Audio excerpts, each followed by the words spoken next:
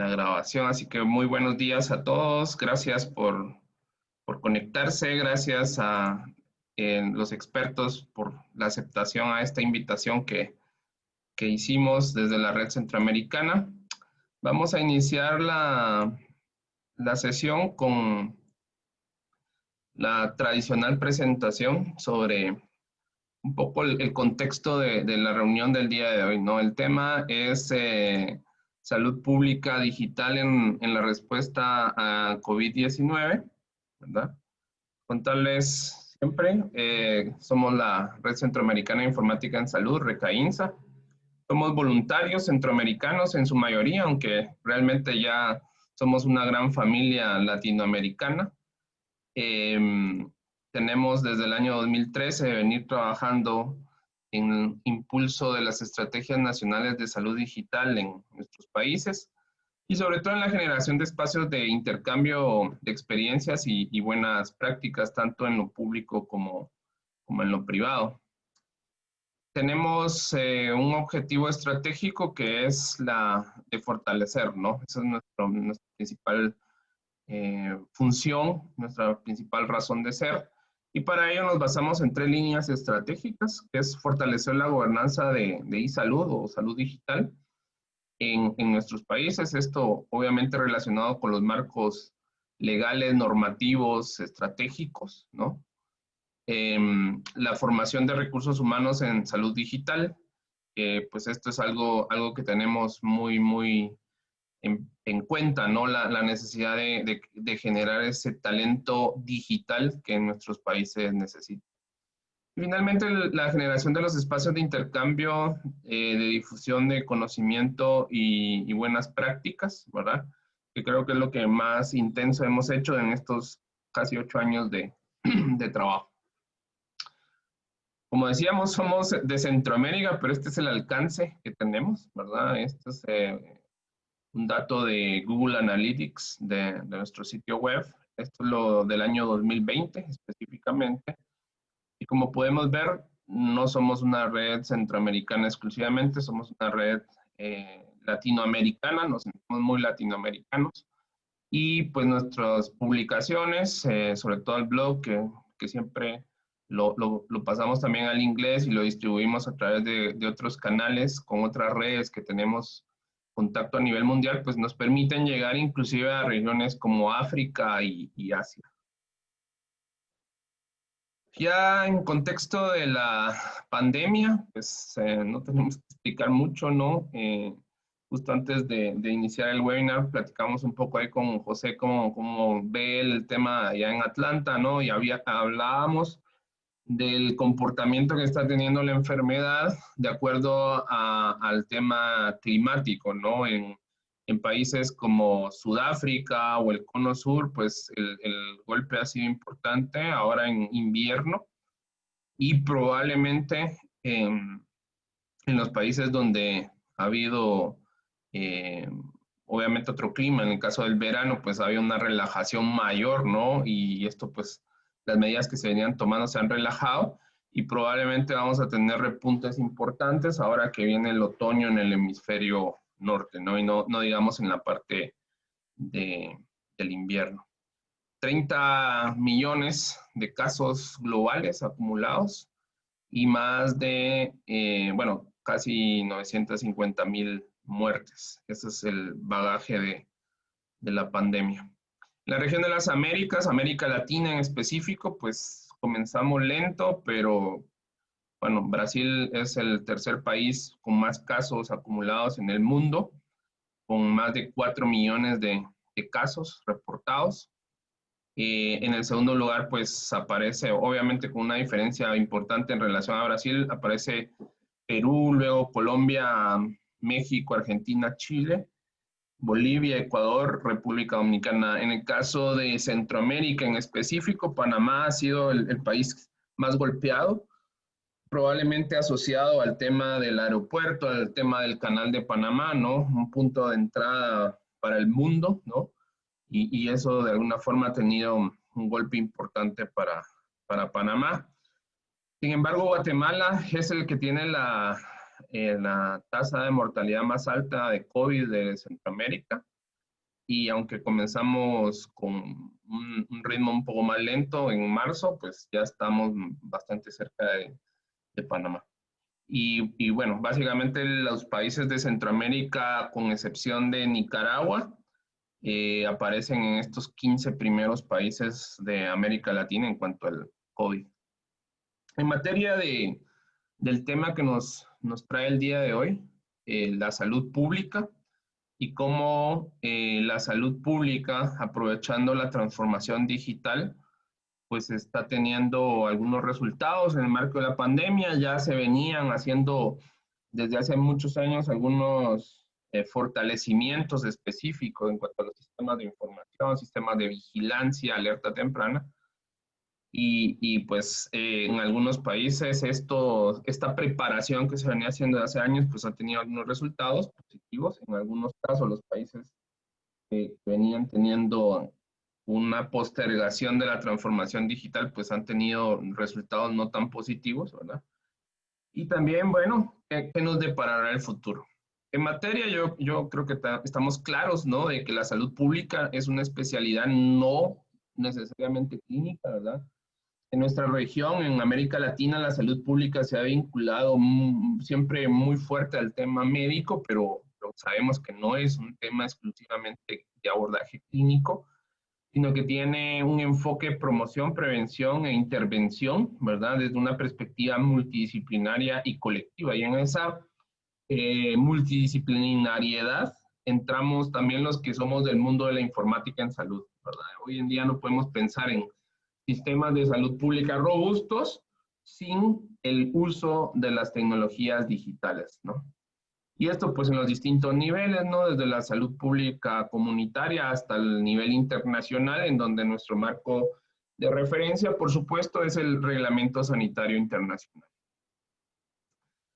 Las funciones esenciales de la salud pública, pues también son ampliamente conocidas por la mayoría de expertos, salubristas y quienes estamos vinculados al tema de la salud pública, ¿no? Que es el seguimiento, evaluación y análisis de la situación en salud, la vigilancia de la salud, la promoción de la salud, la participación de la comunidad, el fortalecimiento de la capacidad institucional desde la parte reguladora y fiscalizadora, el desarrollo de las políticas y capacidades institucionales para la planificación y gestión, la evaluación y promoción del acceso equitativo a la salud, el desarrollo de los recursos humanos, la garantía de la calidad de los servicios, la investigación, desarrollo e implementación de innovación y la reducción del impacto de las emergencias en desastres.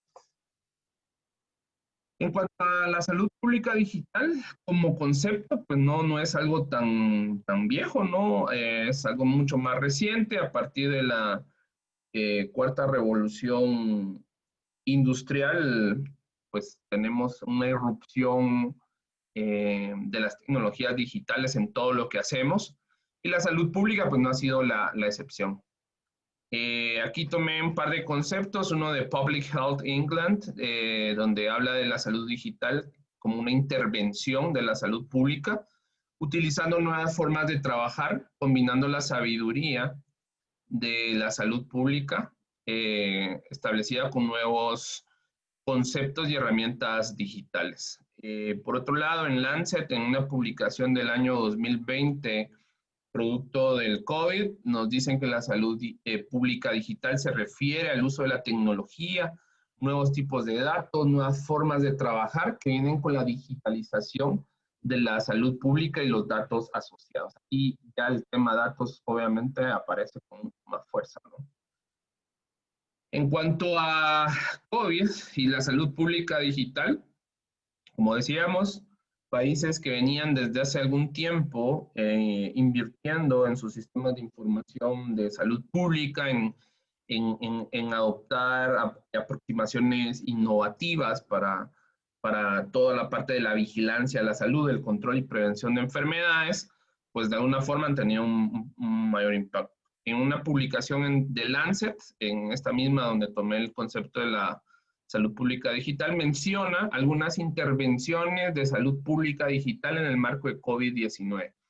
Específicamente habla de la adquisición digital de datos administrativos, que esto puede mejorar drásticamente, ¿verdad? El seguimiento oportuno. Estoy hablando de la notificación electrónica, ¿no? De casos.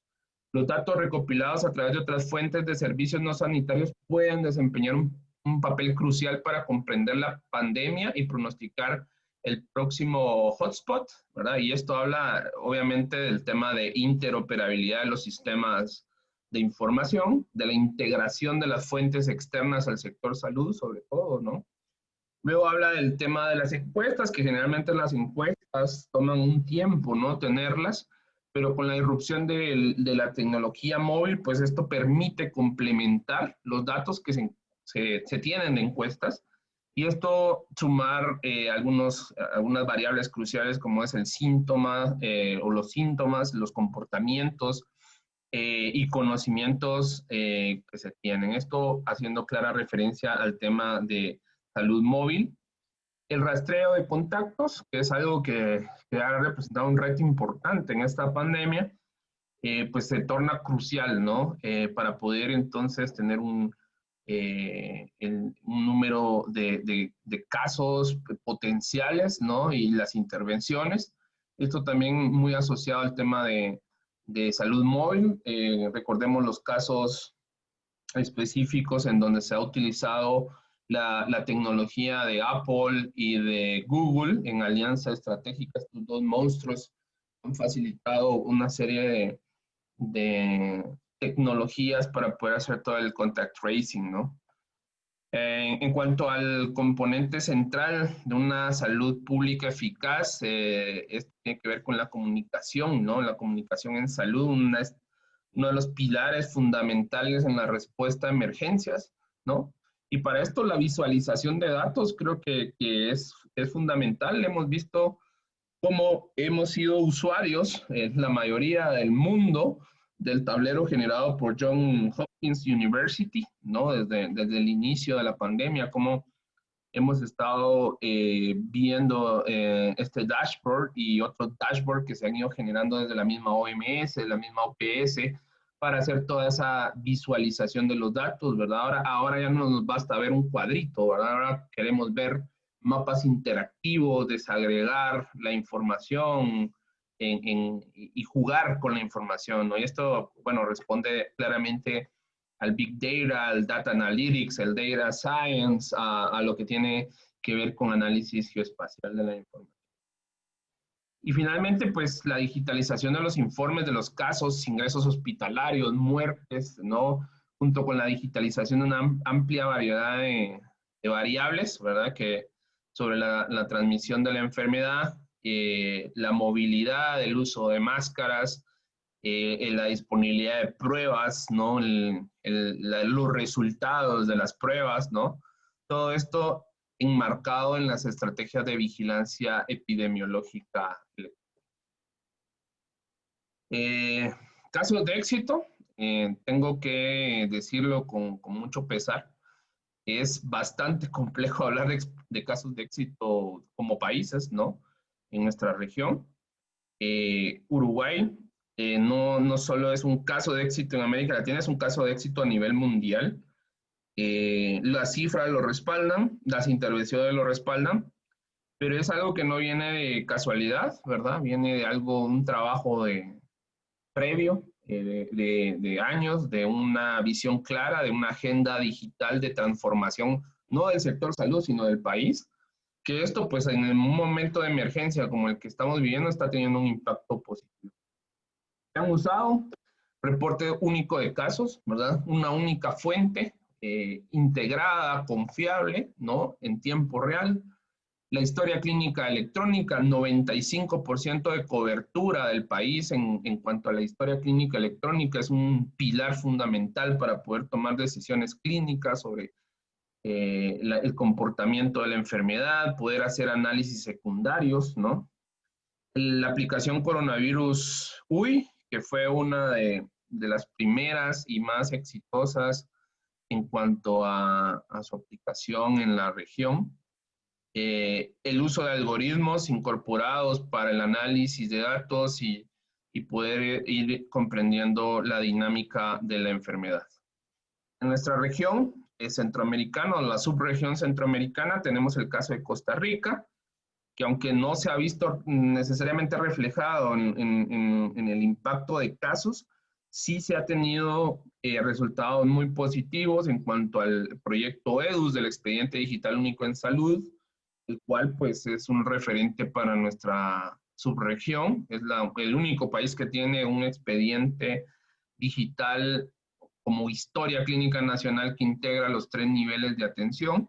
Y esto, como decíamos en el caso de la historia clínica electrónica del Uruguay, permite tener decisiones, sobre todo pensando que la Caja Costarricense del Seguro Social es el prestador oficial y público de salud y tiene más o menos un 92% de cobertura a nivel nacional. Entonces, estas dos intervenciones en el marco de la pandemia, o más bien estos casos de éxitos asociados a salud digital durante la pandemia, nos reflejan que una planificación en el tiempo, una construcción en el tiempo de capacidades, de alguna forma tiene un impacto positivo en momentos de emergencia. En cuanto al panel, ya entrando en materia, la verdad, ayer lo decíamos, conversamos un momento con los panelistas para ponernos ya con los motores calentando. Decía que realmente es un privilegio para nosotros como Red Centroamericana de Informática en Salud tenerlos, ¿verdad? Gente que tiene una historia muy importante en la salud pública de nuestra región y, por supuesto, en el uso de las tecnologías. Comenzamos presentando en orden alfabético a David Saúl Rodríguez Araujo. Él es el coordinador de epidemiología de la Secretaría Ejecutiva del Consejo de Ministros de Salud de Centroamérica, la SECOMISCA, y es investigador principal del Acuerdo Cooperativo de Salud Global entre la COMISCA y los Centros para el Control y Prevención de Enfermedades, CDC, de los Estados Unidos. Y desde el año 2014 a la fecha, pues está desempeñando este cargo. Antes trabajó para el Ministerio de Salud de El Salvador como jefe de la Unidad Nacional de Estadísticas, también como epidemiólogo nacional de la Vigilancia Centinela de Influenza y otros virus respiratorios, y como epidemiólogo hospitalario. Él es médico de formación con un diplomado en VIH, diplomado en gestión hospitalaria, ambas en la Universidad de El Salvador, un diplomado de epidemiología del programa de epidemiología de campo, esto en el nivel intermedio en la Universidad Evangélica de El Salvador, y una maestría en salud pública en la Universidad Autónoma de Nicaragua. También cuenta con una maestría en epidemiología aplicada del programa del FTP avanzado en la Universidad del Valle de Guatemala. Como coordinador de la Red Centroamericana de Epidemiología de Campo, la Red SEC ha organizado y liderado actividades regionales como la actualización curricular del FTP en América Central, la planeación de actividades del FTP Zika, actualización en dengue, Zika, chikungunya, fiebre amarilla, alfavirus. Ha participado en conferencias científicas de la Red SEC en El Salvador, avances y desafíos de la epidemiología en salud pública en Centroamérica y República Dominicana, y ha participado en otras conferencias referentes al Servicio de Inteligencia Epidemiológica de los CDC de Atlanta en los años 2015, 16, 17, 18 y 19. José Aponte. José Aponte es asesor de salud pública de la División de Informática y Vigilancia de la Salud en el Centro de Servicios de Vigilancia, Epidemiología y Laboratorio de los CDC en Atlanta. José tiene más de 20 años de experiencia en sistemas de vigilancia y gestión de datos y actualmente proporciona experiencia técnica, soporte de sistemas de vigilancia y capacitación a profesionales de salud pública utilizando la famosa herramienta EpiInfo, ¿no? Es casi la herramienta de cabecera de todos los epidemiólogos en nuestros países. Un conjunto de herramientas de software interoperables de dominio público. Como asesor de salud pública, José ha tenido la oportunidad de trabajar a nivel nacional en Estados Unidos e internacional, apoyando iniciativas de salud pública y respondiendo a brotes de enfermedades como el COVID-19, H1N1 en la pandemia del 2009, el Zika en la región del Caribe y ébola en el África Occidental. Juan Eugenio Hernández Ávila es profesor investigador en Ciencias de la Salud en el Centro de Investigación de Encuestas y Evaluación del Instituto Nacional de Salud Pública de México. Tiene una sólida experiencia en ciencias ambientales, cuantitativas, bioestadísticas y epidemiología, así como capacidades de autoaprendizaje que ha aplicado en el desarrollo de las TIC, especialmente en sistemas de información sanitaria. Su investigación se ha centrado en la recopilación, integración, análisis y difusión y uso de los datos relacionados con la salud, incluyendo el estado de la salud de la población, los determinantes sociales y el rendimiento de los sistemas de la salud. Su trabajo, lo primordial ha sido la evaluación del rendimiento de los sistemas de información sanitaria para garantizar información oportuna y fiable, y su interés está en los factores asociados con el uso de la información, el conocimiento en los procesos de toma de decisiones en todos los niveles de la jerarquía de salud en México y otros países de la región de América Latina, y ha participado como autor, coautor en 56 artículos en revistas científicas indexadas y con revisión de pares, con más de 1000 citaciones bibliográficas, y presentado los resultados de sus trabajos de investigación en 108 reuniones científicas y académicas. Y tenemos también a Walter Curioso, que es médico cirujano con un doctorado en informática biomédica de la Universidad de Washington, de los Estados Unidos, en donde también obtuvo su máster en salud pública. Cuenta con más de 20 años de experiencia profesional en el ámbito público y privado en temas relacionados a la salud pública, a la telemedicina y al gobierno electrónico.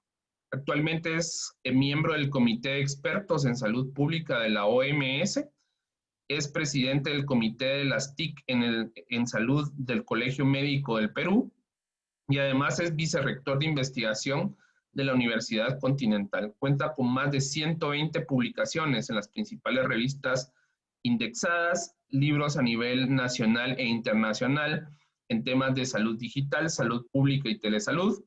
En la gestión pública, el doctor Curioso fue viceministro de Políticas y Evaluación Social del Ministerio de Desarrollo e Inclusión Social del Perú y laboró como asesor del ministro de Salud.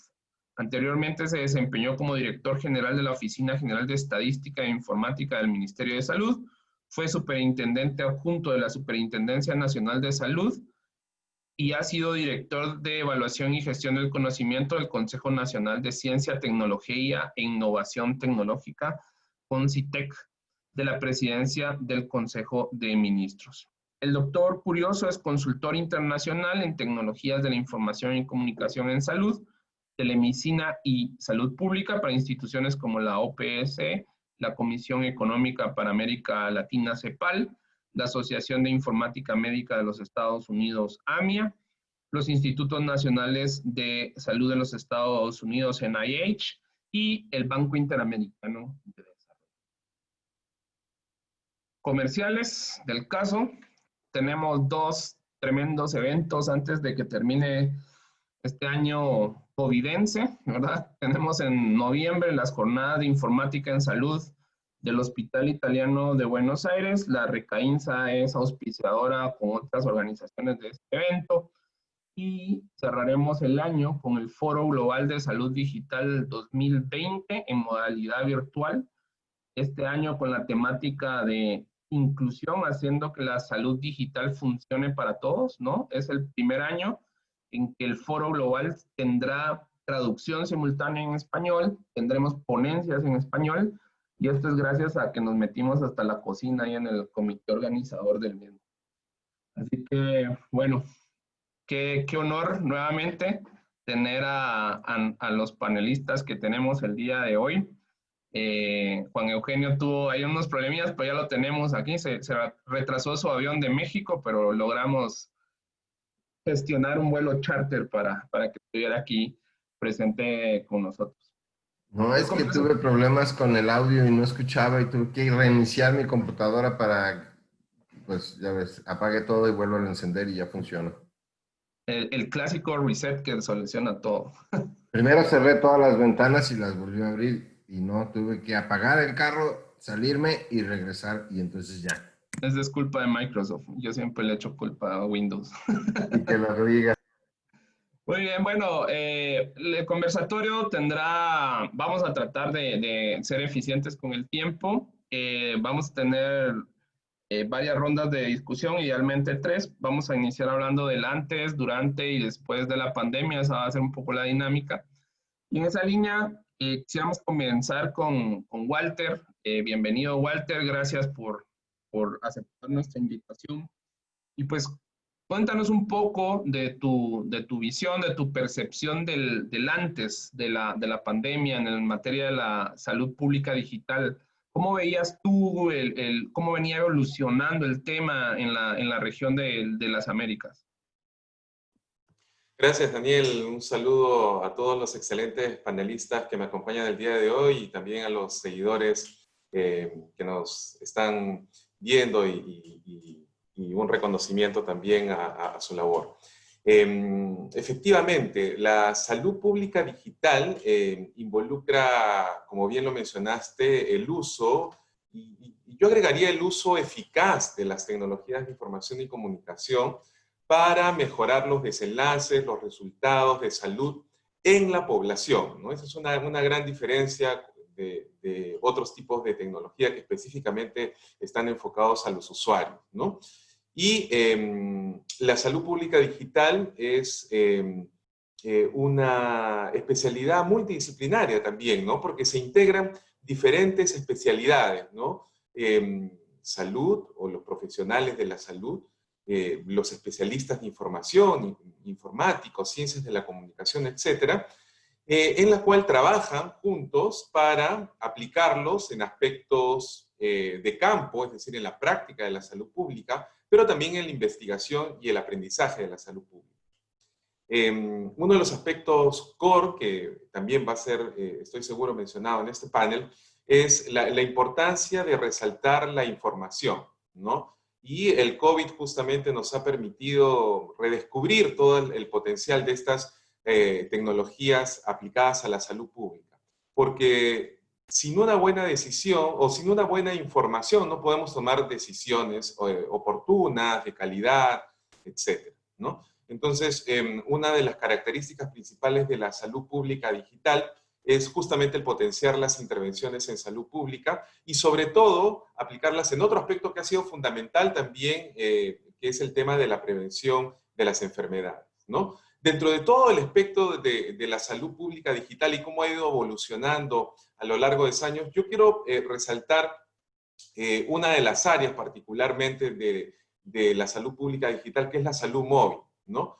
La salud móvil se documentan los primeros desarrollos desde el año 2005, ¿no? Sin embargo, en la región, en Latinoamérica también, desde esos años también, inclusive fue resaltado en un reporte de Naciones Unidas del año 2009, el reporte Salud Móvil para el Desarrollo.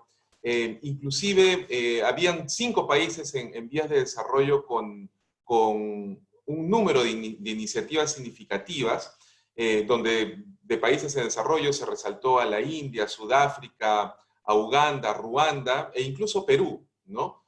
¿Por qué? Porque justamente con esta explosión de los celulares y los dispositivos móviles, cambió la manera de aplicar las tecnologías específicamente para el salud, ¿no? Y así, cuando hablamos de la salud móvil, no solamente nos referimos a los teléfonos móviles, que quizás hoy en día es lo más popular, pero también nos referimos a los dispositivos que monitorizan señales del paciente, ¿no? Y que lo vamos a ver con mayor número y con mayores aplicaciones en el futuro.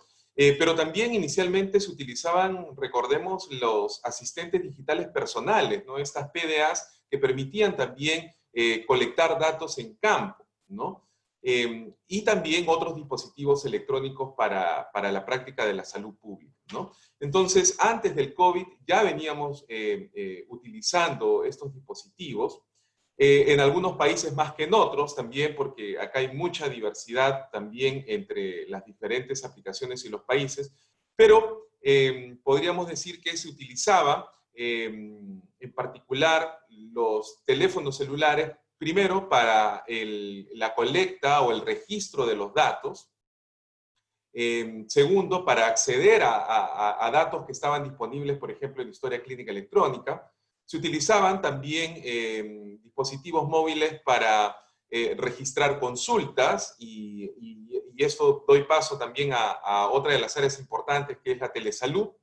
Ya se utilizaban también los teléfonos celulares, por ejemplo, para enviar información, que es otro aspecto fundamental. Hoy en día estamos viendo que hay una sobrecarga, una abundancia de información, una infodemia de la información, y ya a través de los teléfonos celulares era un vehículo, un instrumento, una herramienta para enviar información precisa, inclusive personalizada a un paciente, con una tecnología de muy bajo costo que son los mensajes de textos, que puede tener un alto impacto porque al ser una herramienta en la cual la tienen muchas personas en una ciudad, en una comunidad o incluso en un país, podemos amplificar nuestro impacto de la intervención, ¿no? Y también utilizamos los teléfonos celulares para los sistemas administrativos, para el monitoreo, inclusive para mejorar la adherencia, que es un tema también fundamental cuando hablamos de poblaciones o de grupos poblacionales específicos, ¿no?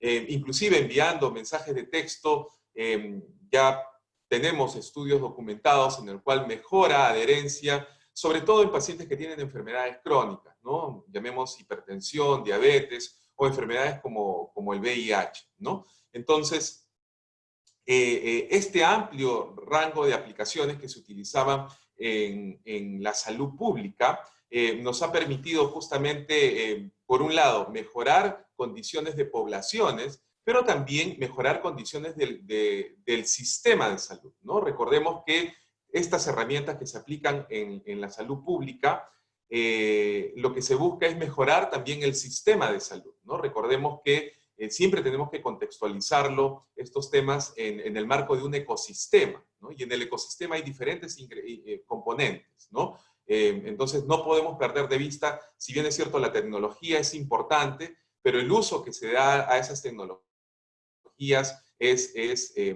fundamental, ¿no? Porque al final personas. Entonces, el abordar también los componentes sociotécnicos, los componentes culturales que varían mucho, inclusive dentro de un mismo país, son fundamentales, ¿no? Esto a la par de la infraestructura, el componente central de infraestructura, el componente de políticas y gobernanzas, el componente de fortalecimiento de capacidades y el componente de todos los servicios que se conectan entre sí, ¿no? Lo que llamamos la interoperabilidad de los diferentes sistemas, ¿no? Entonces, digamos, para concluir esta primera intervención, la salud pública digital involucra una serie de tecnologías que ayudan a mejorar la salud de las poblaciones y que siempre tenemos que tenerlo en contexto de los componentes sociotécnicos y en el marco de un ecosistema para el fortalecimiento de los sistemas de información.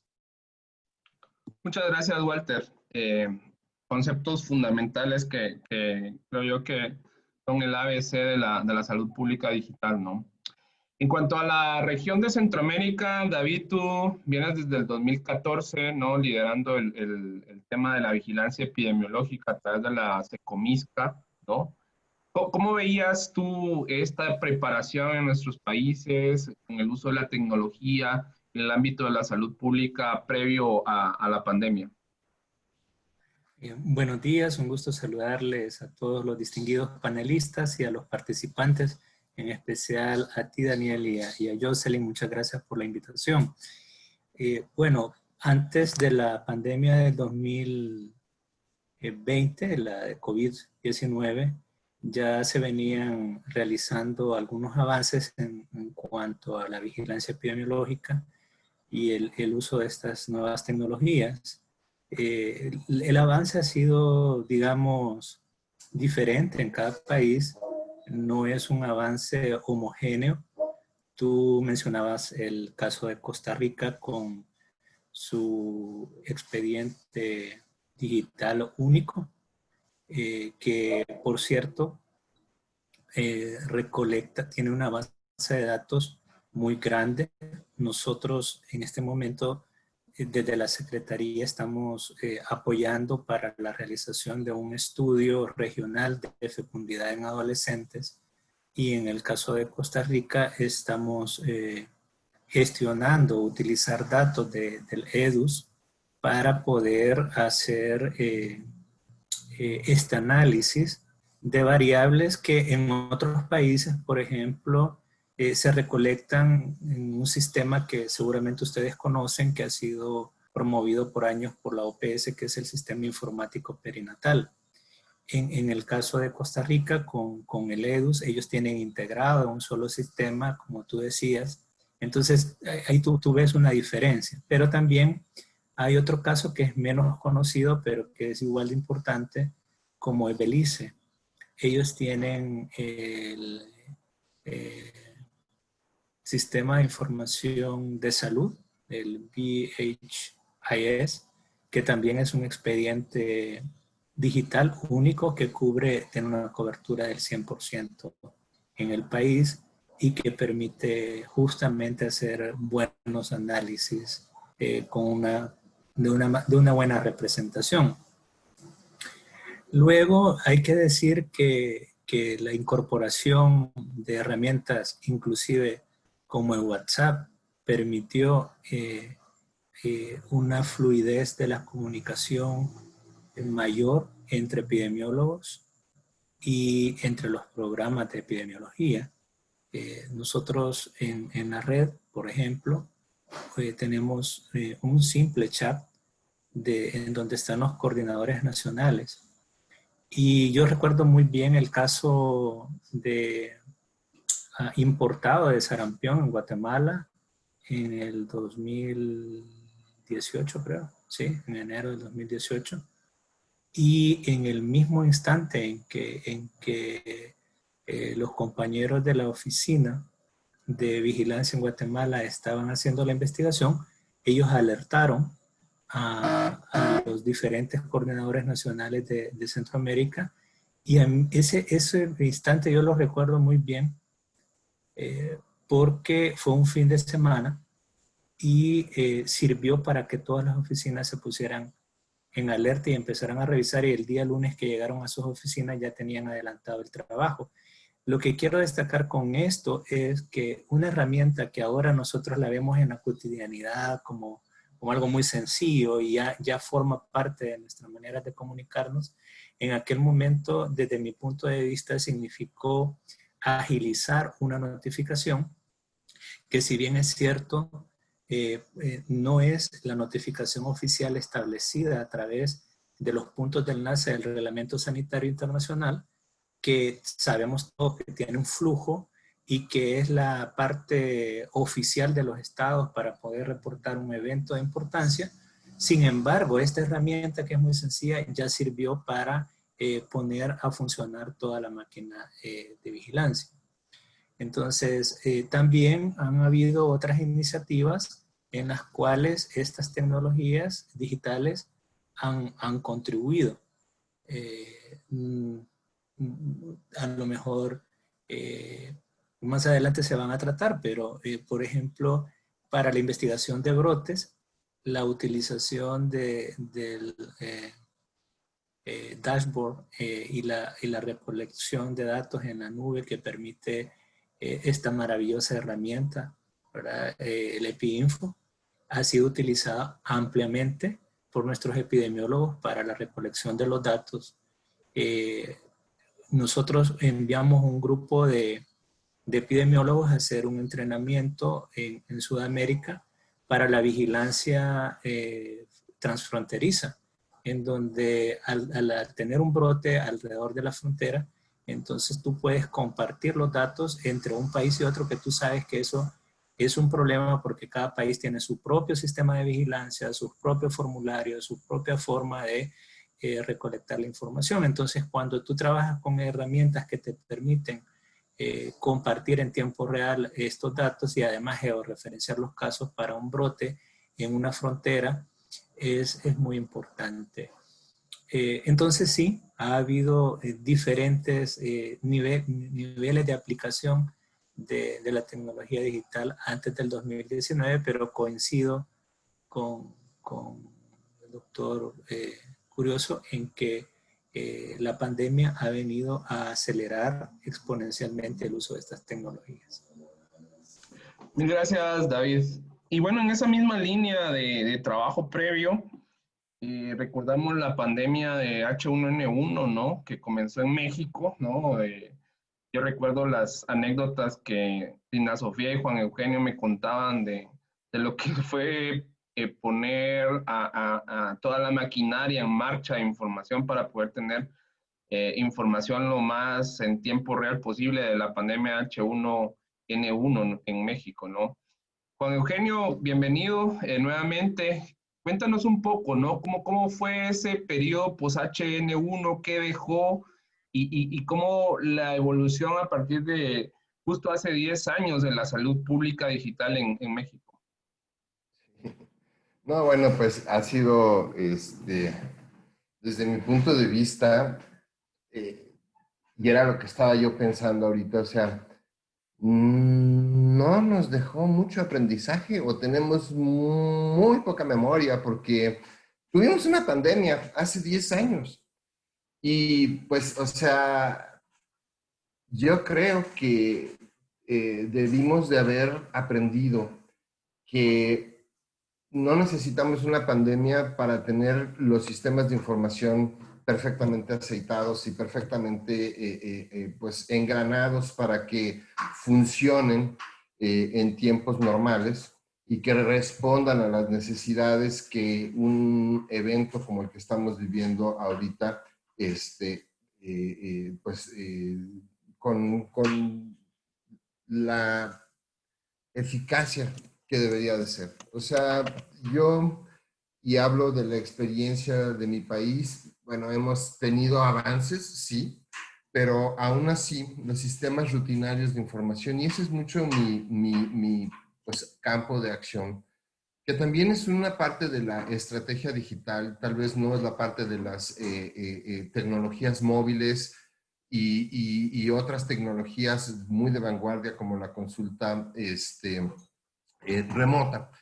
Yo creo que los sistemas rutinarios de información no han respondido, por lo menos en mi país, y no creo que en otros muchos, a las necesidades de información que nos pone esta pandemia. Es decir, o sea, los sistemas de información para el registro de pacientes se han tenido que hacer algunos ad hoc, así sobre la marcha, con los respectivos retos que esto implica y ciertamente sí tenemos algo de experiencia con respecto a la pandemia anterior, que gracias a Dios no fue tan pues letal como está siendo esta, pero no, o sea, no hay una diferencia fundamental. Y esto es porque, desde mi punto de vista, en tiempos de paz y de calma y de no emergencia, los sistemas de información son relegados, son olvidados, y entonces cuando se requiere la información de manera rápida, oportuna y de calidad para la toma de decisiones en una situación como la que estamos viviendo, entonces sí, hay que hacer algo, pero después se olvida. Entonces, yo soy un poco escéptico en ese sentido porque pues no he visto que haya realmente, salvo en el discurso, un interés verdadero y genuino por tener un sistema de información en los países que funcione. No hay pues, o sea, tenemos toda la tecnología, tenemos todos los instrumentos para hacer expedientes clínicos electrónicos únicos o interoperables, o que haya un centro de información a nivel nacional que nos ayude a conjuntar toda esta información y tener respuestas oportunas. No lo hay.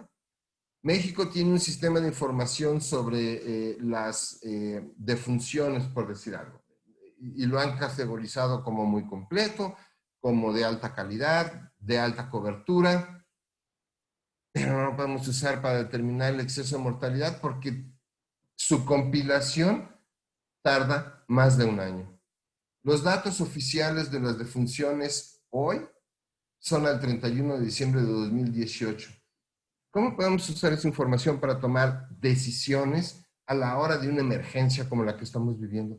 Pues estamos teniendo que recurrir en forma ad hoc a buscar las actas de función, a tratar de compilarlas, ver dónde se capturan, y ahorita estamos sacando ya nuestros primeros resultados sobre exceso de mortalidad en la Ciudad de México por un lado y en otros 27 estados, 25 estados, pero pues con los salvedades del caso, es decir, no es un sistema de información que nos dé alerta temprana para determinar qué está pasando con la mortalidad en el país, dónde está habiendo un exceso de mortalidad, cuál es el exceso de mortalidad, cuáles son las causas.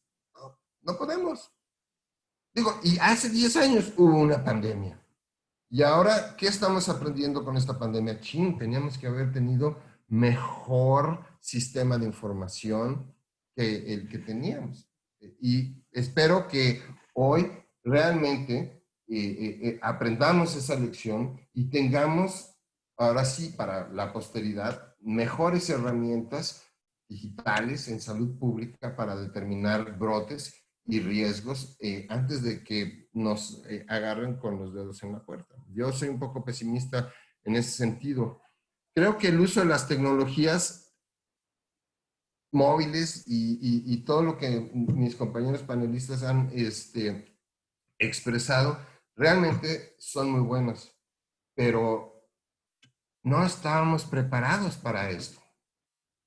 Estamos usando estas tecnologías de una manera pues o sea, pues como una respuesta rápida, pero no planeada para esta pandemia, que ha sido buena, sí, ha tenido resultados, pero pienso que si hubiéramos estado mejor preparados, si hubiéramos tenido una conciencia sobre los riesgos que existen ahora con la globalización, con el transporte, con eso, o sea, yo sinceramente me sentía como en la Edad Media.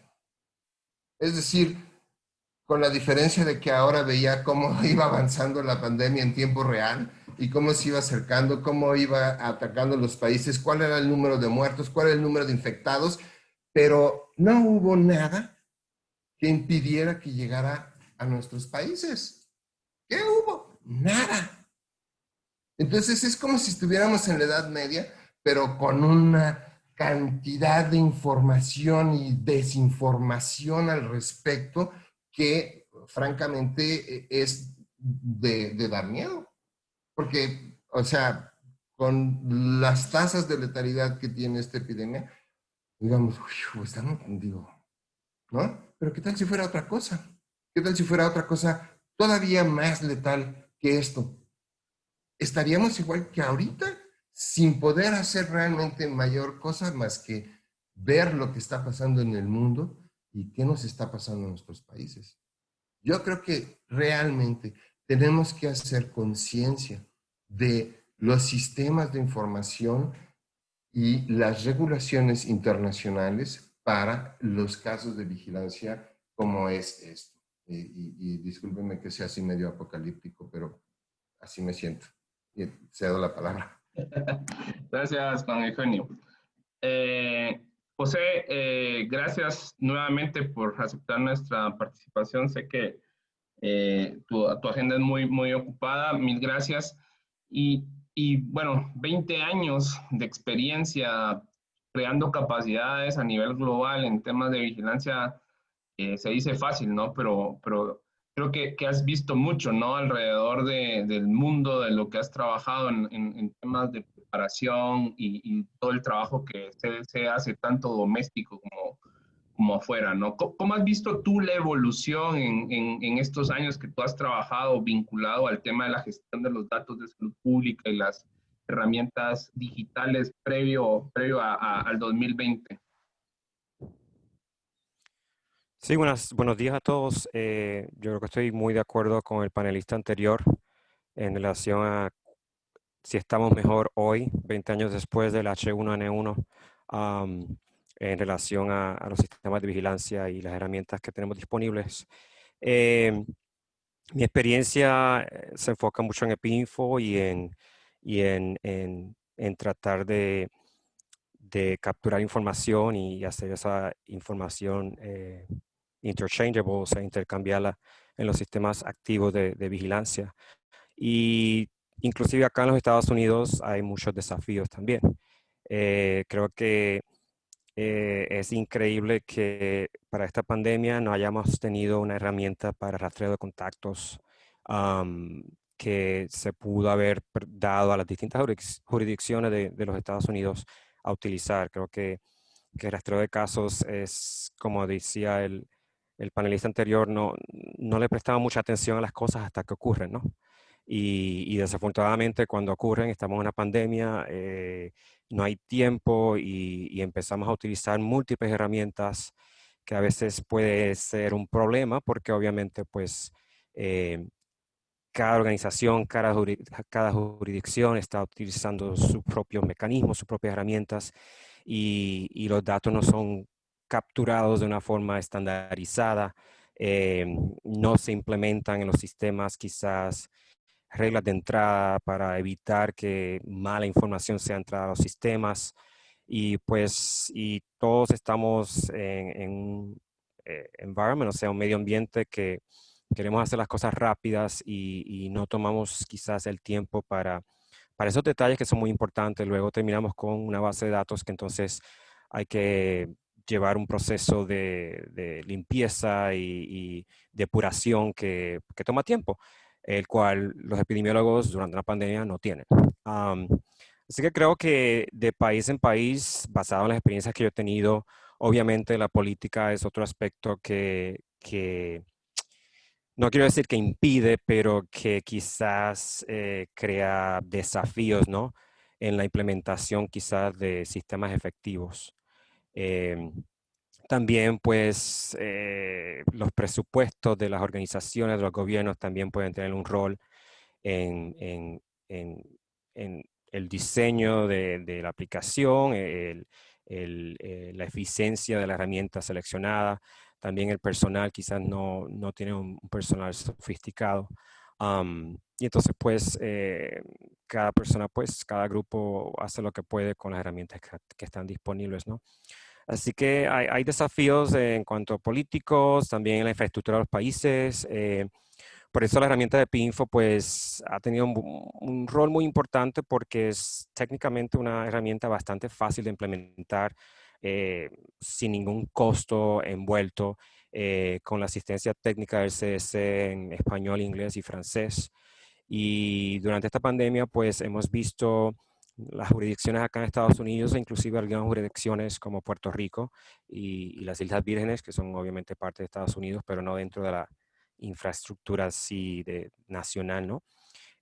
Utilizando PINFO y se ha utilizado mayormente para captura de información. Muchos de los sistemas de vigilancia y que hay en Estados Unidos ya están implementados con sus módulos en línea para la captura demográfica del caso, ¿no? Y obviamente ahora con esto del COVID-19 se desarrolló un formulario para investigación de caso. Entonces los sistemas se tienen que modificar para poder aceptar esa información. Obviamente hay un proceso que toma esa implementación.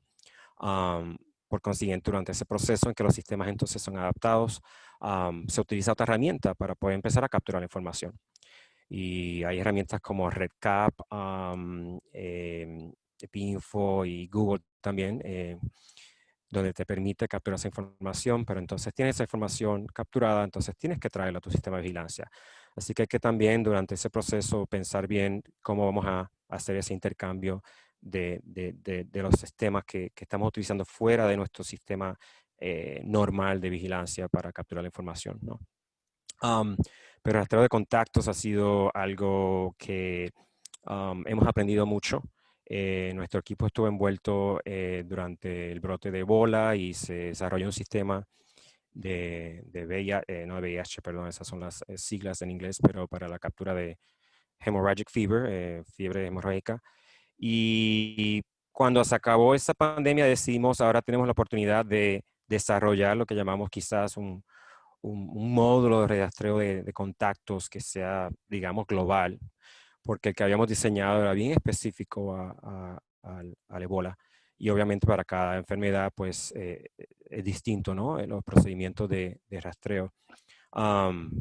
Y habíamos tomado la decisión de hacer eso, pero ¿qué pasó? No, otras cosas vinieron. Me parece que después llegó el Zika y tuvimos que ponerlo a un lado. Y el día de hoy no tenemos, estamos de nuevo en la situación de que no tenemos un modo de rastreo de contactos que quisiéramos desarrollar en Epinfo. Así que tuvimos que desarrollar, pues, varias jurisdicciones utilizaron Epinfo para rastreo de contactos. Pero es un aspecto que esperamos que quizás cuando se termine esta pandemia tengamos la oportunidad de empezar a discutir y quizás y tener un módulo de rastreo de contacto que es muy importante para la pandemia que estamos viviendo ahora mismo, ¿no? Me parece que Google creo que ha desarrollado un módulo que a propósito del CDC, tengo entendido, está también revisándolo y proveyéndoles, ¿cómo se dice? Consultaciones y comentarios, ¿no? Pero en sí hay que sentarse y ver qué podemos aprender de esta pandemia, ¿no? Y trabajar, Dios quiera, ¿no? En establecer herramientas que podamos utilizar, Dios quiera, nunca, pero que estemos preparados, ¿no? Para si ocurre la próxima pandemia, estemos listos ya, para obviamente evitar o hacer lo que hacemos en salud pública, evitar que las personas se enfermen y que la población sea saludable y poder implementar prevención, educación. Y pues el Epinfo pues, ha ayudado en ese aspecto durante la pandemia de COVID-19. Muchas gracias, José.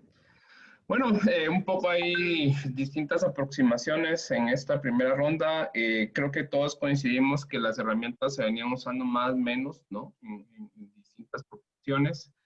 Pero hay un factor clave, creo yo, que se ha mencionado, que es el tema político, ¿no? Yo creo que esto siempre en la salud pública, el tema de la decisión política está vinculado, ¿no?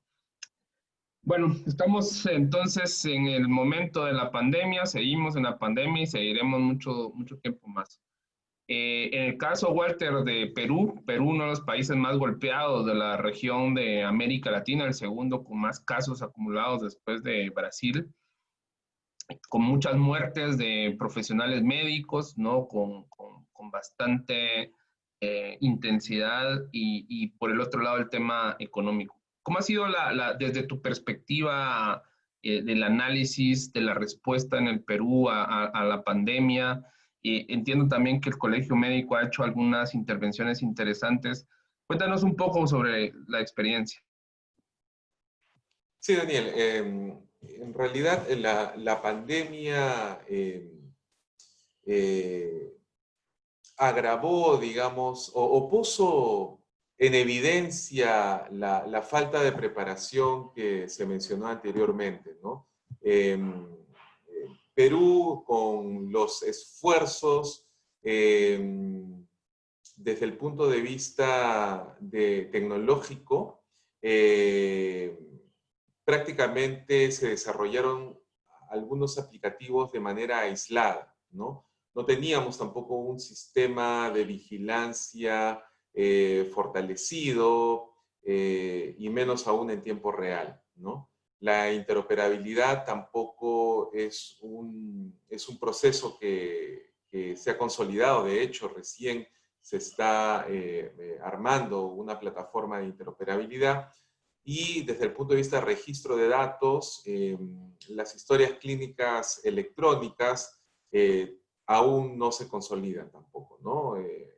En un primer inicio nosotros tenemos establecimientos que tienen historias clínicas informatizadas, pero según nuestra ley de historias clínicas electrónicas, aún falta mucho por trabajar, ¿no? Entonces, en este contexto donde sumado a ello nuestra conectividad también no está garantizada en todos los establecimientos de salud, y sumado a ello un sistema de salud fragmentado que tenemos en Perú, realmente fue muy duro afrontar la pandemia en sus primeros meses, ¿no? Sin embargo, algunas acciones se desarrollaron para superar estos desafíos. En primer lugar, el Ministerio de Salud modificó algunas normas de telesalud, básicamente, ¿no? Porque obviamente con el establecimiento del aislamiento social obligatorio, cerraron prácticamente todos los establecimientos de salud del primer nivel de atención, ¿no? Y por primera vez el Ministerio de Salud permitió que los profesionales de salud se contacten directamente con un paciente o con un usuario de salud. Antes del COVID, solamente la normativa peruana establecía que un profesional de la salud se debía conectar o hacer teleconsulta con otro profesional de la salud, ¿no? En el marco del COVID, esta normativa cambió y ya por primera vez un médico, por ejemplo, se podría conectar directamente con un paciente o con un usuario de salud a distancia, ¿no?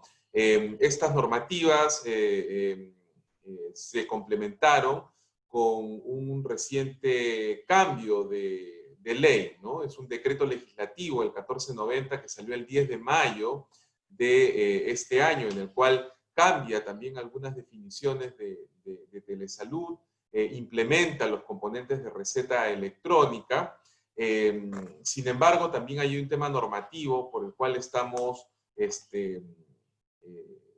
esperando en realidad que se reglamente a través de un decreto supremo, ¿no? El decreto legislativo establecía 15 días para que el Ministerio de Salud reglamente estos lineamientos que fueron planteados en el decreto legislativo. Sin embargo, ya como sabemos aún hoy en día más de 4 meses y todavía el decreto supremo no se aprueba, ¿no? Entonces hay una limitación en el tema normativo que es fundamental poderlo activar para que muchos de los procedimientos y lineamientos en telesalud puedan caminar más rápidamente, ¿no? Desde el punto de vista de qué activó, por ejemplo, el Ministerio de Salud, bueno, activó como muchos otros países un dashboard en el cual con mucha dificultad se ha ido también integrando los datos de todo el Perú, ¿no? Al no haber una interoperabilidad, al no haber un sistema común de registro de los casos, han habido muchas dificultades para la integración de la información, ¿no? Por otro lado, desde el punto de vista de la telesalud, se activaron básicamente lo que se llamó la teleorientación y el telemonitoreo, ¿no? En la teleorientación, básicamente, con sistemas de call center en el cual se comunicaban y se preguntaban la evolución de los casos. Se armó también herramientas de autoevaluación en la web. El Colegio Médico, por ejemplo, también activó un sistema de triaje muy rápidamente, muy fácil de usar. Tan solo en el primer mes de lanzamiento de este aplicativo, tuvimos más de 70.000 usuarios que usaron este servicio. Y en colaboración también como apoyo, como complemento del Ministerio de Salud, el Colegio Médico del Perú también implementó otros aplicativos como el Escudo Sanitario Perú, que es una herramienta de autoevaluación que permite determinar riesgos, sobre todo esto para los médicos. Como bien mencionaste, los médicos, nuestra primera línea de batalla, nuestros héroes en esta guerra contra el coronavirus, han sido muy afectados, ¿no? Tenemos también implementado un observatorio del Colegio Médico del Perú y una herramienta también de atención para los médicos para hacer teleconsultas que se denomina Salud a un clic, ¿no? Y desde el punto de vista de telesalud también, no solamente ya se incluyó los temas de teleorientación y telemonitoreo, sino que actualmente el Ministerio de Salud también está en proceso de implementación de una plataforma de interconsulta, ¿no? Que definitivamente eso va a beneficiar mucho a a la población. Y acá quiero complementar con otro de los temas, ¿no? Que si bien es cierto, tenemos muchos desafíos que han sido mencionados también por los anteriores panelistas, es importante también mencionar y destacar que en realidad los modelos de atención no pueden continuar siendo los mismos, ¿no? Es fundamental establecer nuevos modelos de atención. Por un lado, los modelos prestacionales, es decir, cómo los establecimientos de salud se van a contactar con los usuarios y los pacientes, pero necesitamos nuevos modelos de financiamiento, ¿no? La telesalud, por ejemplo, ha cambiado estos modelos y las diferentes aseguradoras, en el Perú tenemos aseguradoras públicas y privadas, las públicas, el Seguro Integral de Salud, ya ha establecido algunos mecanismos de incorporación de la telesalud en sus modelos de financiamiento, y necesitamos también nuevos modelos de supervisión e incluso de fiscalización, ¿no? Es por ello que ya los establecimientos de salud cada vez más están registrando sus carteras de servicios como telesalud en la Superintendencia Nacional de Salud, pero es la misma superintendencia también que tiene que actualizar también sus modelos de supervisión hoy en un contexto digital, ¿no? Definitivamente, la operabilidad va a seguir siendo, yo creo, uno de los principales desafíos hoy en día en el COVID.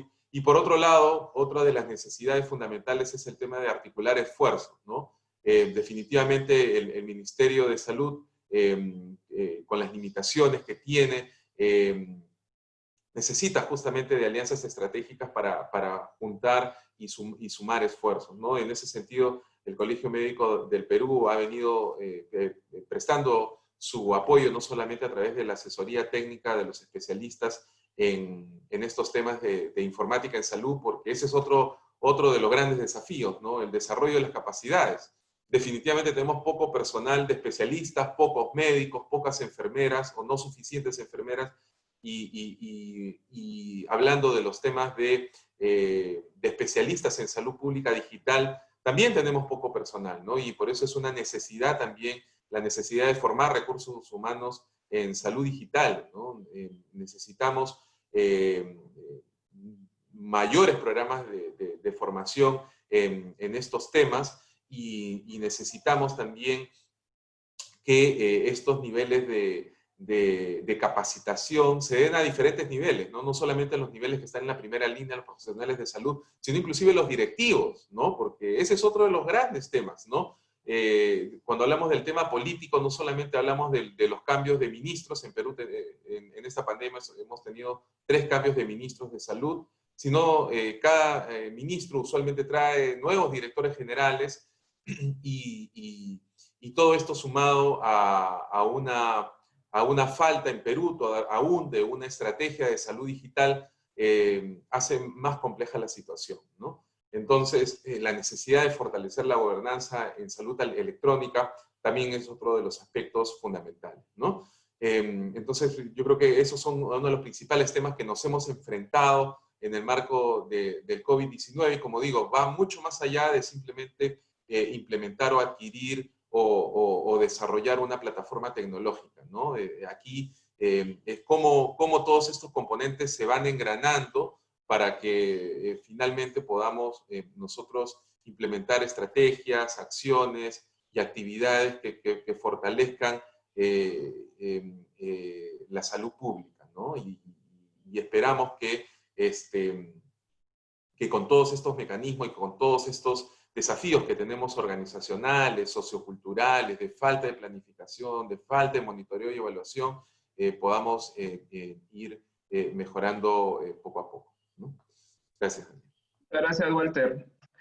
Bueno, en el caso de Centroamérica, David, bueno, yo no quiero ser pesimista, pero creo que en Centroamérica siempre tenemos como los peores indicadores de la región, ¿no? En cuanto a muchos temas, ¿no? Tenemos países con complejidades muy, muy grandes que en crisis como las que estamos teniendo, por supuesto, se acentúan, ¿no? En términos generales, sí, obviamente, sin entrar en nombres, ¿no? ¿Cómo has visto en general el uso de las tecnologías digitales en Centroamérica como respuesta a la pandemia?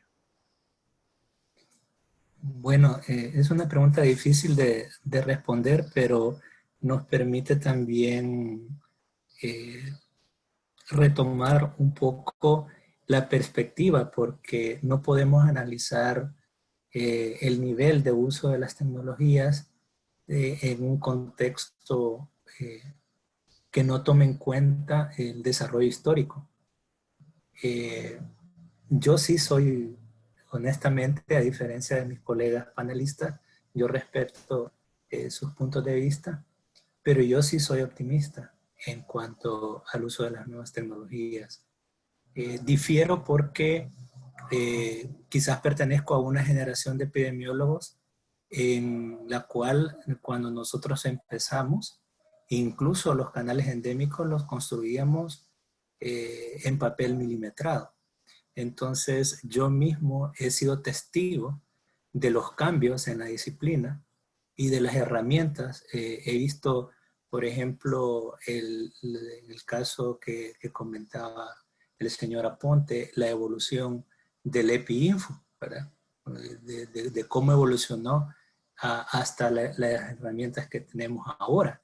O sea, yo cuando estudié mis primeros cursos de EpiInfo allá por el año 2005, no me imaginé tener un EpiInfo 7 con todas las facilidades que tenemos, y que yo quiero destacar algo.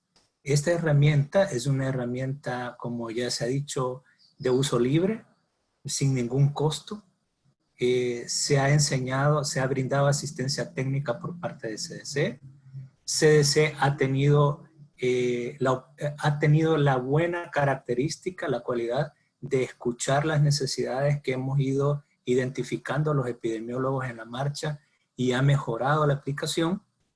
Es muy sólida y sí tiene para mucho. Yo me alegro mucho que van a incluir, ojalá, este módulo de rastreo de contactos. Eso sería otro de los avances en esta aplicación. Y hago referencia al EpiInfo, Daniel, porque también los especialistas en informática tienen parte de la responsabilidad de este caos en los sistemas. Cuando el comercio, cuando el negocio, cuando la mercantilización toca los sistemas de salud, termina de atrasar el desarrollo de la aplicación de estas tecnologías, porque muchas veces llegan a los países, ofrecen una herramienta que cuesta un ojo de la cara y que a la vuelta de 2, 3 años ya no sirve. Y que si el Ministerio de Salud no tiene el presupuesto para darle el mantenimiento y llama al proveedor, le cobra el otro ojo de la cara. Y nuestros países son pobres y no pueden enfrentar estos altos costos. Entonces, por eso es que hago aquí el rescate de una herramienta como es el EpiInfo. Todas las epidemias y todas las pandemias, Daniel, han dejado lecciones.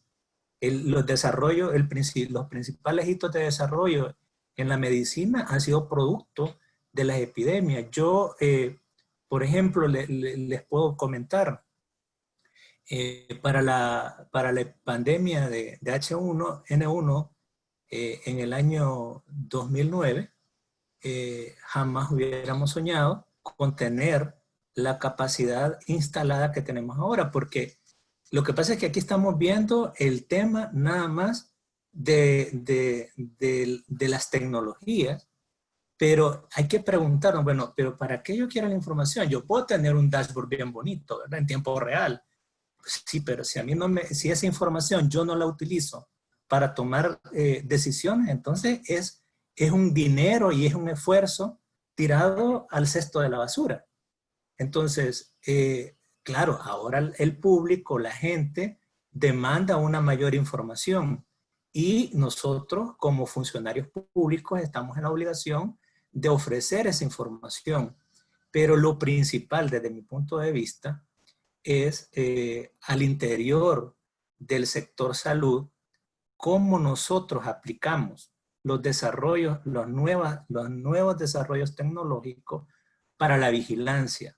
Y aquí es donde hay un poco a veces de conflicto, porque las personas que desarrollan las aplicaciones o los sistemas informáticos, siento yo, y aquí es una opinión que yo quiero compartir muy honestamente con ustedes, deben también, así como los que somos profesionales sanitarios, debemos tener formación en salud digital.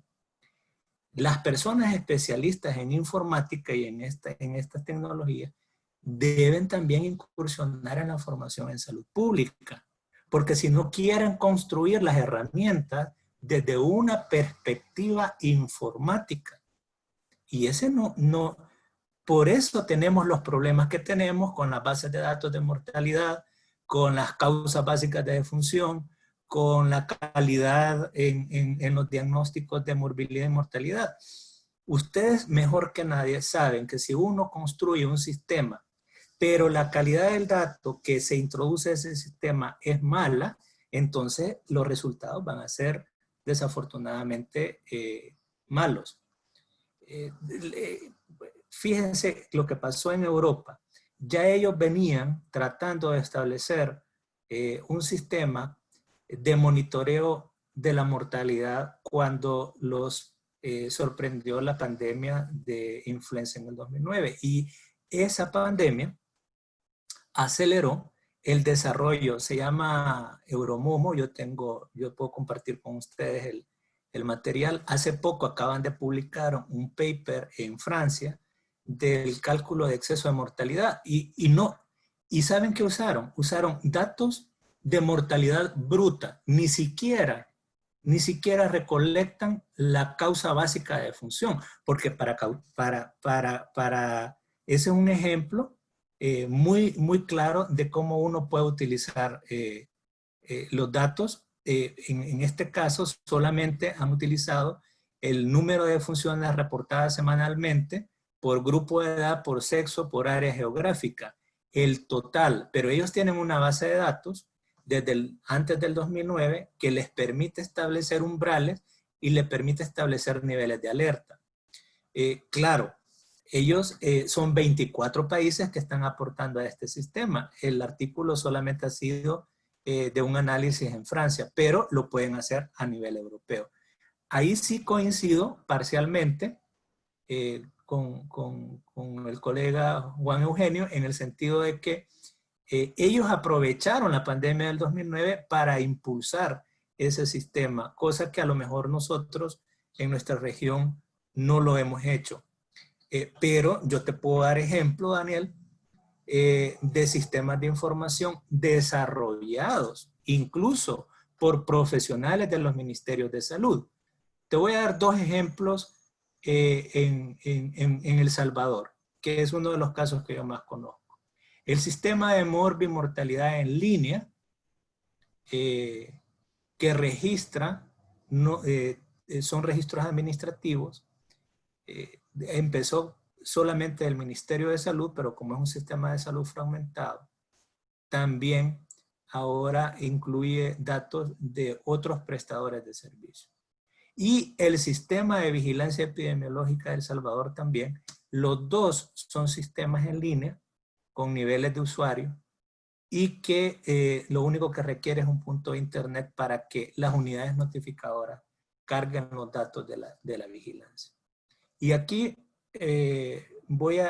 estos dos sistemas, por ejemplo, han mejorado increíblemente no solo la disponibilidad de datos de morbilidad y de mortalidad. Lo que apuntaba Juan Eugenio es cierto, hay un atraso en el reporte de la mortalidad y eso a veces dificulta los análisis. Pero este ejemplo que yo te pongo del sistema de mortalidad en línea en El Salvador, yo me sorprendí la última vez que tuve acceso porque cuando en el 2012 yo estuve en la Unidad Nacional de Estadística en El Salvador, tenía un nivel de desarrollo y nosotros de las más o menos 35,000 defunciones que ocurren al año, nosotros recolectábamos aproximadamente la tercera parte, porque eran las muertes nada más institucionales del Ministerio de Salud. pero ahora recolecta el 100% de las defunciones, no solo de los otros prestadores, sino de las defunciones que ocurren en la comunidad. Claro, el Instituto Nacional, que es el encargado de brindar las cifras oficiales de muerte, que es la Dirección General de Estadísticas y Censos, la DIGESTIC, ellos sí llevan un atraso importante, porque su fuente de datos son los municipios, las municipalidades, el registro civil donde las personas van y obtienen su certificado de defunción para los efectos legales pertinentes. Entonces, ¿qué es lo que sí en este caso, en este ejemplo que estoy poniendo? Una colaboración entre el Ministerio de Salud y la DIGESTIC para compartir los datos y poder, digamos, que ellos tengan en un tiempo más oportuno estos datos, porque si bien es cierto, la base de datos del Ministerio de Salud lleva un atraso, también es cierto de que el atraso es sensiblemente menor comparado con el de la DIGESTIC. Hay una serie adicional de ejemplos que te voy a comentar ahorita. En Belice, ellos han aplicado, el grupo de epidemiología de campo, han utilizado la aplicación de OMS de GoData para el rastreo de contactos. En Costa Rica también han implementado otras aplicaciones para el rastreo de contactos. Entonces, aquí vuelvo al punto señalado anteriormente, que no estábamos preparados. Sí, no estábamos preparados. Ningún país del mundo. Y era imposible estar preparado para una situación como esta. Y va a ocurrir otro evento y no vamos a estar preparados, aunque hagamos los esfuerzos que hagamos. Los expertos indican que el número de brotes se ha disparado en las últimas décadas y que las proyecciones son a que van a haber más brotes y van a haber eventos emergentes como este, cada vez más frecuente, efecto de la globalización y efecto de la relación incorrecta entre el ser humano y el medio ambiente, que propicia la emergencia y la reemergencia de estos patógenos responsables de epidemias, brotes y pandemias también. Entonces, ¿qué es lo que podemos hacer? Aprovechar esta oportunidad que tenemos ahorita en COVID-19 para poder hacer lo que no hemos hecho en tiempos normales. Es un tema muy sensible, el presupuesto.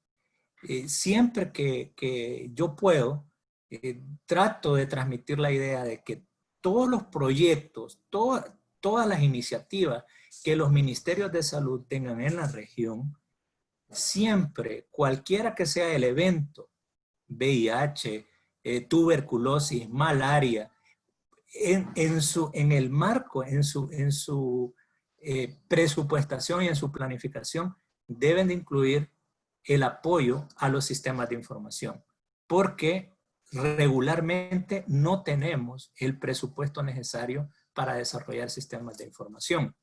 Y voy a cerrar mi comentario con el tema del uso del expediente único o la interoperabilidad. Las experiencias que yo he conocido y que se han compartido, por ejemplo, en la red latinoamericana de sistemas de información, en RELAXIS, hasta la fecha yo no conozco un solo país en donde esa interoperabilidad funcione 100% o que tenga un expediente digital único 100%. Entonces, una cosa es lo que deseamos y otra cosa es lo que podemos hacer. Entonces, en este momento nosotros, si aspiramos a tener realmente un solo expediente, tendríamos que modificar muchas cosas estructurales en los sistemas de salud, como lo ha referido el doctor Walter Curioso, que habla de nuevos modelos de monitoreo, de nuevos modelos de financiamiento principalmente. Pero si el status quo de los sistemas de salud continúa de esta manera, es muy difícil llegar a un expediente digital único. Tal vez se puede lograr interoperabilidad y hay que separar lo que es la información clínica, el expediente digital como tal, de los sistemas de vigilancia, porque son dos cosas totalmente diferentes. Y muchas veces le queremos pedir al expediente digital aspectos de vigilancia y eso no se puede. Porque los sistemas de vigilancia no se diseñan en base a sistemas de información. Los sistemas de vigilancia tienen sus propios objetivos, sus propios procedimientos, sus propias definiciones. Y no puede estar supeditado a lo que una herramienta tecnológica te pueda dar. Cambio. Muchísimas gracias. Juan Eugenio, la experiencia de la plataforma que ustedes venían utilizando con el financiamiento, entiendo, del CONACYT, ¿cierto? Fue un buen punto de partida para toda esta plataforma que han generado desde el instituto en el marco de COVID. ¿Cómo ha sido la experiencia? ¿Cómo ha sido la aceptación, la usabilidad? ¿Qué resultados han tenido con esta intervención? Pues mira, yo veo que por lo menos, si bien es cierto que no aprendimos mucho con respecto a la pandemia del H1N1, lo que sí es que ha habido una apertura por parte de pues el Ministerio, la Secretaría de Salud, para publicar un conjunto de datos para hacer un monitoreo de la epidemia. El conjunto de datos es limitado, o sea, no se puede hacer un seguimiento de casos a lo largo, digamos, de la evolución del padecimiento en cada uno. Y pues eso limita de manera importante la capacidad analítica. Las mismas bases de datos que utiliza el Ministerio de Salud son también, dado esta premura, improvisación, si ustedes quisieran llamarlo así, con la que se desarrollaron, pues limitan mucho el análisis y pues en este caso, o sea, la operación de las acciones para el control y el manejo mismo de la epidemia, pues tienen deficiencias. Es decir, uno tendría que tener una información diaria sobre el número de camas disponibles, pacientes que egresaron por mejoría, pacientes que fallecieron, ventiladores disponibles, utilizados, etcétera. Y esto ha sido difícil, sí, o sea, con, digamos, trastabillando y tropezando, se ha ido,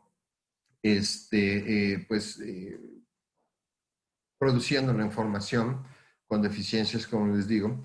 Y cuando uno hace un análisis fino de esto, pues sí, hay una serie de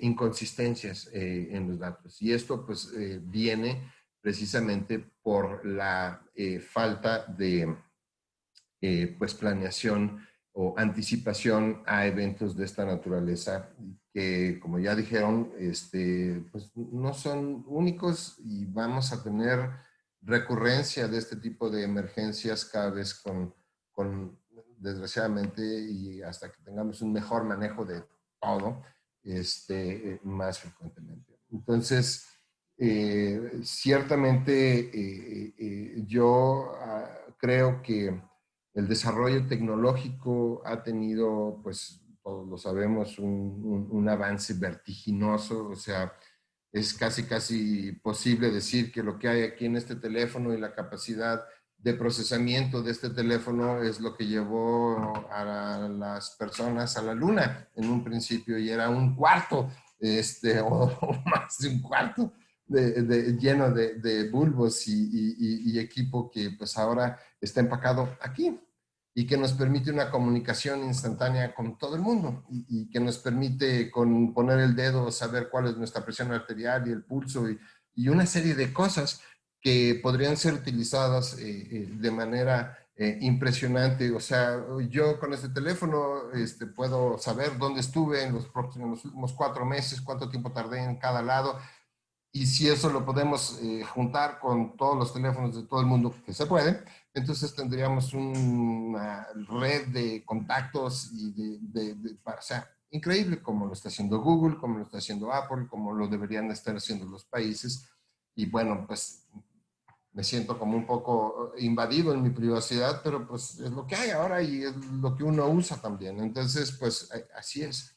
Pero ese no es el problema. El problema no es la tecnología. El problema no es la existencia o no existencia de software increíble como PIINFO, que pues es muy bueno, o como el DHIS, que es otra herramienta de captación de información de los sistemas de salud.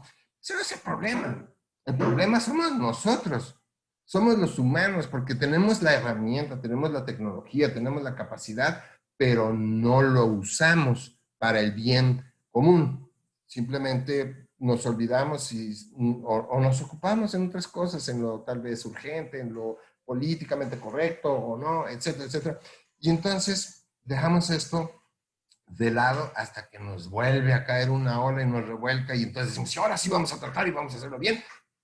Pero pasa el susto y seguimos, ¿no? Seguimos porque, pues, no sé, es nuestra naturaleza. O sea, yo creo que tenemos que hacer un importante esfuerzo por hacer que haya conciencia en la clase política y en las autoridades para hacer las inversiones que se requieren. O sea, yo concuerdo, no hay un país ni el más avanzado, creo que por lo menos en Latinoamérica, en América, no sé si en Europa, o sea, que tenga un sistema de expediente clínico electrónico o de registros electrónicos, médicos electrónicos, es interoperable. Pero un poco difiero con David porque, o sea, sí necesitamos, o sea, aprovechar toda la información que existe para hacer vigilancia. Y aquí es lo que ahora se conoce como esto de real world evidence o evidencia del mundo real. Es decir, utilizar todos los aspectos de información que existen para poder hacer inteligencia en salud y detectar patrones o anomalías en los patrones para detectar pues, posibles problemas de salud, ya sea en los certificados de defunción, el mismo expediente clínico electrónico, o sea, no utilizado per se como la herramienta de vigilancia epidemiológica, porque debe de haber vigilancia epidemiológica, pero debe completarse, así como ahora, por ejemplo, la parte de la información sobre el tráfico en la red. O sea, todos estos sistemas de información sindromáticos, es decir, ¿qué es lo que está preguntando la gente en el Internet? ¿Por qué estos análisis del Big Data, ¿sí? Que nos pueden ayudar a identificar problemas de salud, pues simplemente por el comportamiento de la gente, mucho antes de que estos puedan llegar a detectarse en el sistema de salud, porque esto es un sistema de alerta sindromático. Entonces, hay una gran cantidad de cosas, de tecnología que ya tenemos. Alguien dijo, si dejamos de hacer investigación y aplicamos lo que realmente tenemos ahorita, estaríamos mejor que si seguimos haciendo investigación. Digo, no sé si ese es el caso realmente, pero, o sea, si nosotros ahorita aplicáramos y utilizáramos cabalmente la información y la tecnología que teníamos, hubiéramos detectado todo esto mucho antes. Claro, yo no sé si China lo dejó salir o tardó en reportar y entonces ya, pero ahorita con la globalización, con la capacidad de viaje de las personas, etcétera, pues o sea, es imposible contener las cosas, digo, salvo, o sea, qué bueno que ébola se contuvo y otros virus así muy, muy letales, pero realmente necesitamos mejorar, no la tecnología, o sea, necesitamos usar cabalmente la tecnología que tenemos.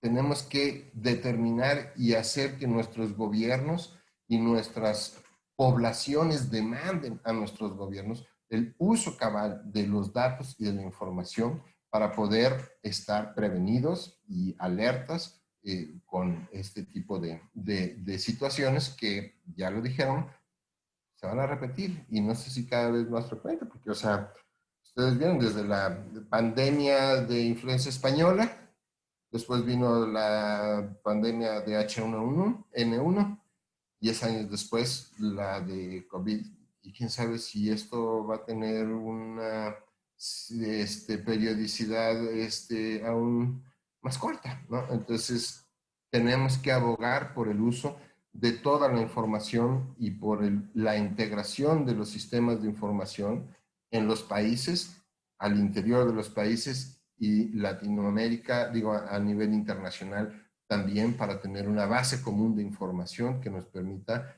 pues, hacer, por un lado, investigación y nuestro trabajo principal, la prevención de daños a la salud.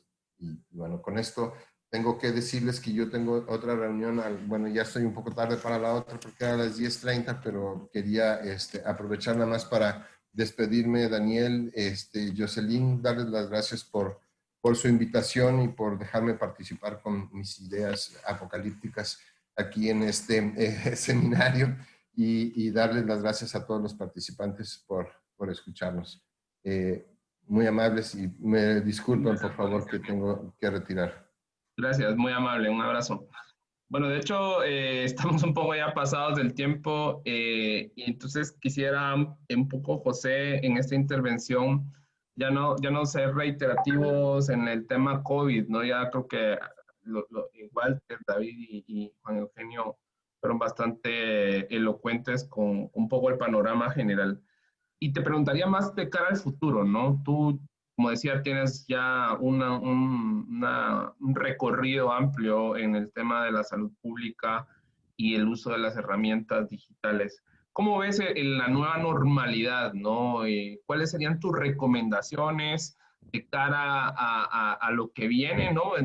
Algún momento termina el COVID-19 y entramos nuevamente en una fase de preparación para lo que viene nuevamente, ¿no?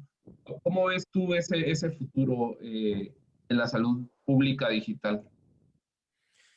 Sí, de parte del equipo de EpiInfo en Atlanta, nosotros hemos estado observando obviamente las situaciones que hemos vivido en relación a salud pública con esta pandemia, también con lo del Zika, y nos ha presentado la oportunidad también de experimentar o trabajar, ¿no?, con otras herramientas que están disponibles. Ya EpiInfo nos estamos moviendo también hacia en línea, proveer la herramienta no en una computadora, pero que simplemente esté disponible en línea, y ni siquiera tendrías que instalar EpiInfo en tu computadora. Obviamente porque muchas de las actividades que se están haciendo ahora pues requiere tener acceso al web. Y una de las cosas que estamos haciendo ya está implementada. Los formularios, tú obviamente, como ustedes saben, uno puede diseñar un formulario en el escritorio, publicarlo, lo puedes poner en un dispositivo móvil, el cual esa aplicación de PINFO ha sido muy utilizada en los últimos 6 años por múltiples organizaciones para la colecta de información. Enlazar esa información del dispositivo a la nube, también tenemos implementado esa tecnología y queremos expandir para poder intercambiar esa información con ciertos servicios de nube, y que sea prácticamente pues un proceso de ajustar, ¿no?, la aplicación y poder comunicarse con cualquier servicio de la nube, el cual no está disponible ahora. Y captura de datos, tanto publicando una página al web y capturando la información de esa manera, o como tenemos otra aplicación disponible ahora, es un sistema de vigilancia. Se ha desarrollado un formulario y va a haber un término de tiempo predeterminado en que se va a coleccionar información, o sea que va a ser un proceso más extenso, y se puede implementar ese mecanismo, cosa que permita a los usuarios capturar cualquier tipo de información que sea necesaria, ¿no? Para el COVID-19 hemos utilizado EpiInfo mucho para entrevistar a los viajeros en los aeropuertos. También se utilizó mucho para los nursing homes, no sé cómo decir nursing homes en español, pero facilidades de cuidado de personas mayores. Se utilizó EpiInfo para capturar información de los resultados de COVID-19 para sus pacientes, que fue un requerimiento en muchas jurisdicciones, así que se hizo en línea también. Y bueno, y otros, ahora estoy trabajando con un proyecto donde están enviando el cuestionario a las personas que van a trabajar en las elecciones próximas de presidencia y preguntando sobre el conocimiento de la enfermedad y cómo prevenirla. Así que obviamente pues el proceso de captura de datos o esa funcionalidad de PINFO ha sido una de las más utilizadas durante esta pandemia. Estamos tratando de movernos con el resto de las tecnologías. Obviamente la tecnología digital cambia cada día, ¿no? Y a veces es un poco difícil poder catch up, como dicen en inglés, con lo más reciente. Obviamente nosotros no tenemos la intención de competir con productos que quizás tengan muchas más funcionalidades en el mercado, ¿no? Pero obviamente queremos que nuestra herramienta sea útil, ¿no? Así que creo que también estamos diseñando o rediseñando la aplicación en el escritorio, haciéndolo actualizando un poco el look, como decimos en inglés, de los módulos, ¿no? Y eso también lo estamos trabajando. Y también un módulo de análisis. Teníamos un módulo de análisis en línea que, pues, desafortunadamente iniciamos con una tecnología que hasta el momento entonces ahora es ¿cómo es? Absoluta. Así que tenemos que rediseñar ese módulo de análisis. Pero creo que el enfoque o la visión es poder tener estas herramientas disponibles en línea para los usuarios, de poder analizar datos, de poder el proceso de coleccionarlos, traerlos a una base de datos repositoria central y accesar esos datos básicamente en tiempo real. Creo que es lo que más se necesita en estos momentos. Y es muy importante también hacerlo de una forma que sea fácil de implementar y obviamente evitar que haya algún tipo de costo para la organización en implementar esa herramienta. Así que creo que la visión de PINFO es estar en línea y proveer esa asistencia o esa necesidad, debo decir, a los países que quieran implementarla. Pero también no nos olvidamos de lo original que es en el escritorio. O sea que también estamos trabajando con mejorar los módulos de la aplicación en sí cuando se instala en el escritorio. Muchas gracias, José. Bueno, ya para cerrar, como decía, ya nos recontrapasamos. Rogaría entonces que cada uno, comenzando por Walter, nos tomemos 2 minutos para concluir nuestra participación y dejar como las principales ideas, ¿no? y recomendaciones en 2 minutos. Adelante, Walter, gracias. Muchas gracias, Daniel. También un saludo a todos los panelistas por esta excelente conversación. Sí, bueno, en realidad yo quisiera de repente resumir algunos de los puntos abordados. Si bien es cierto, las políticas y gobernanza son fundamentales, vinculados con el marco normativo, los modelos de atención que mencionamos. El componente tecnológico es importante, la inversión, la conectividad. Sin embargo, el desarrollo de capacidades yo creo que es un tema fundamental, ¿no? Tanto a diferente nivel, en los usuarios de salud también es algo, como hemos mencionado, con toda esta explosión de infodemia, es fundamental fortalecer también capacidades en alfabetización digital y en alfabetización en salud digital también, ¿no? No solamente los profesionales de salud también necesitan estos programas de capacitación, sino los profesionales de informática, los profesionales de ciencias de la computación, etcétera, también fortalecer conocimientos en salud. Veo en las preguntas que, si bien es cierto, la gestión del dato es fundamental, pero también la gestión del cambio, ¿no? Es decir, todo esto que implica un cambio de chip, un cambio de paradigmas y tener estrategias para afrontar esta gestión del cambio también es fundamental. Y relacionado también con la gestión del dato, todo el componente fundamental que es la confidencialidad, la seguridad, la privacidad de los datos y de la información, ¿no? Todos los países abordan de diferente manera estos temas de la protección de datos personales que siempre tenemos que tenerla en cuenta, ¿no? Entonces, digamos, esos son uno de los puntos más resaltantes de lo que hemos comentado el día de hoy. Gracias por la invitación. Muy amable, gracias. David, tus conclusiones en 2 minutos.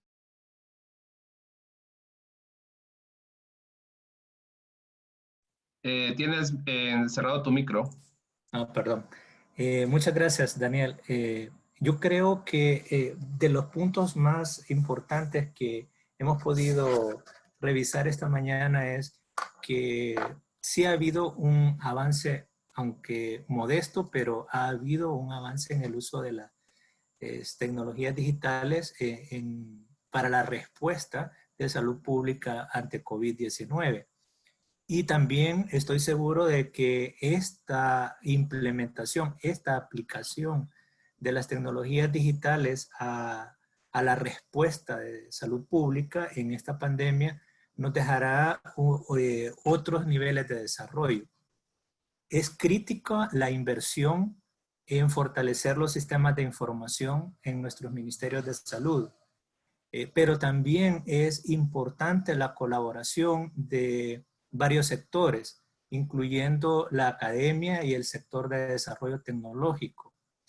Entonces, yo quiero cerrar, porque ya me quedan unos cuantos segundos, agradeciéndote, Daniel, a ti y a Jocelyn la invitación, saludando a los panelistas, agradeciendo los comentarios de los participantes en el chat y también diciendo de que la única manera en que nosotros podemos de verdad aplicar estas, porque me parece que eso es lo importante. Hay un gran desarrollo, pero lo que nos falta es la aplicación. La única manera es trabajando en conjunto, profesionales sanitarios con los profesionales informáticos. Así como nosotros no podemos trabajar divorciados de los profesionales de laboratorio, no podemos hacerlo separados de los profesionales del desarrollo informático. Me quedo hasta aquí. Gracias, David. José, tus conclusiones en 2 minutos. Sí, como dijo David, yo creo que yo apoyo el punto de que es muy importante la coordinación, no importa qué herramienta, qué tecnología utilicen para vigilancia, pero primero que es muy importante la comunicación entre los epidemiólogos y los informáticos y segundo que haya coordinación en todas las actividades y en el desarrollo de lo que se vaya a hacer con esa herramienta que se utilice. EpiInfo está disponible para ustedes en salud pública y pues tomo esta oportunidad para ofrecer mis trabajos, mi dedicación a lo que hago, que es con la herramienta de EpiInfo, a la utilización de la herramienta y pues cualquier actividad donde usted esté considerado EpiInfo y quisiera discutir algunos de los temas envueltos en el proyecto, yo podría proveerle esa ayuda. Pero en sí, yo creo que no importa la herramienta que se utilice, lo importante es coordinación y organización de las actividades para que todo entonces sea efectivo. Gracias, José. Te tomaremos la palabra para organizar ahí un workshop regional de EpiInfo, en serio. Sería, Con placer. yo apoyo la moción. Ahí Okay. seguro lo vamos a hablar con David también para hacer algo aquí en Centroamérica. Perfecto. Mil gracias por la participación. Disculpas que nos desviamos ahí un poco del tiempo de la agenda. Ya lo prevíamos que era un tema muy interesante, mucho que conversar. Me quedo con las conclusiones. Walter habla de algo crítico, la gestión del cambio. No podemos seguir pensando de la misma forma y teniendo resultados distintos, ¿no? Esa parte es crítica. La colaboración que resalta David entre los distintos gremios, ¿verdad? En la creación de un todo multidisciplinario para tener mejor abordajes y también consolidado con lo que decía José, ¿no? La disponibilidad de este trabajo y la colaboración. Al final también es algo que nos mueve en la Recainsa. Mil gracias a todos por su participación, un abrazo fraterno y nos estamos saludando en una próxima.